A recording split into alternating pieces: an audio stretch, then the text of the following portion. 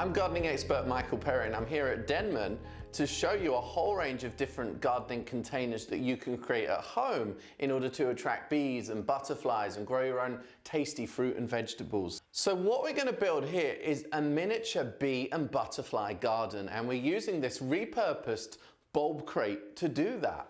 I've lined the crate initially with plastic sheeting which has got drainage holes broken into the base. So I've made very small holes with a pair of scissors and then stapled the black sheeting around the side of the crate, and I've started to fill that in with compost.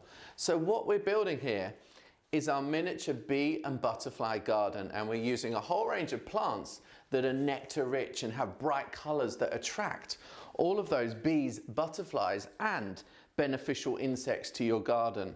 The first plant we're putting in there are violas, which are miniature pansies, and this is a variety which changes color as well, so it goes all the way through from this lovely blue to the white and all shades in between. So it's extremely pretty, it's nectar rich, and it's also edible too, so you could use this on top of your cakes or in salads.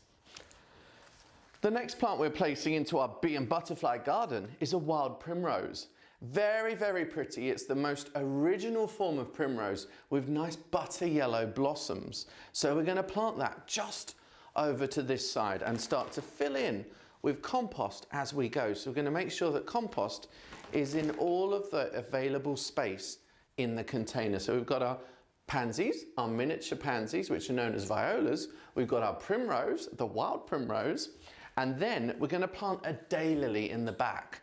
Now this isn't in bloom at the moment, but it will be within a few weeks. So what you need to do with containers is to think of longevity. So don't just plant them for instant impact, but plant them for looking good all the way through the season. And again, we've selected a flower that the birds, the bees and the butterflies love.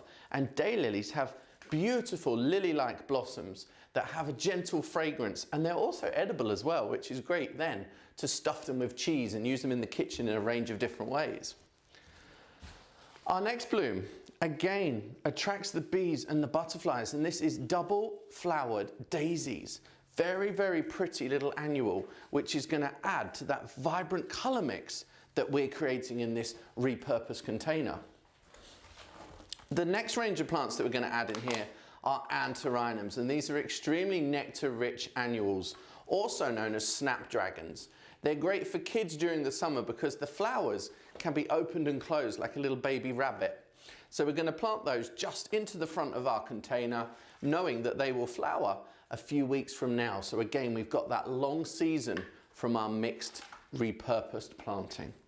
So a couple more of those to drop into the container here at the front. So we're going to have a great mixture of different colors, but also different textures and shapes as well.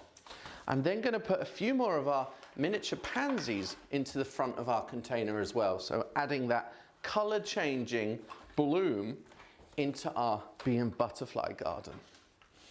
So a few more of those to go into there. Then we're going to bring this dahlia in. Now bees love the flowers of dahlia, and this bright red is going to attract them to the garden as well. We need to do all we can to attract bees and butterflies to our garden and help to conserve them. So we've got our dahlia into there now. We're going to put in this miniature carnation, which is a multi-flowering variety, which isn't just attractive to the bees and the butterflies, but to us as well. It has a beautiful, soft, sweet fragrance. Popping that into the side. And then we've got some borage, which is not yet in flower, but this is one of the best blue flowers that you can grow in your garden. And again, popular with the bees and the butterflies, but the flowers are also edible, and you can add them to gin and tonics as a little garnish. And then the big daddy to go at the back of our container is a lavender, a fully grown French lavender, which is in bloom and ready to insert into the very rear of our bee and butterfly container. So we're going to insert that as so. At this stage, you may want to move some of the plants around a little bit, use some of the extra space in the container. Just treat it as a bit of a jigsaw and move around as you want to. And the last touch is to then fill compost into all of those little holes around your plants. You want to fill in any air holes to avoid waterlogging and excess moisture. sitting in your container. So this is going to be super easy to care for as well. You'll see the container develop over a number of weeks. You'll see the bees and the butterflies starting to buzz around it literally within a few hours. We've got that drainage in there too, so it's super easy to care for your container. Just water it every few days, make sure the surface of the compost doesn't dry out, and just enjoy the display. And isn't it great to know that this is a repurposed container as well? We haven't gone out and bought a very expensive container.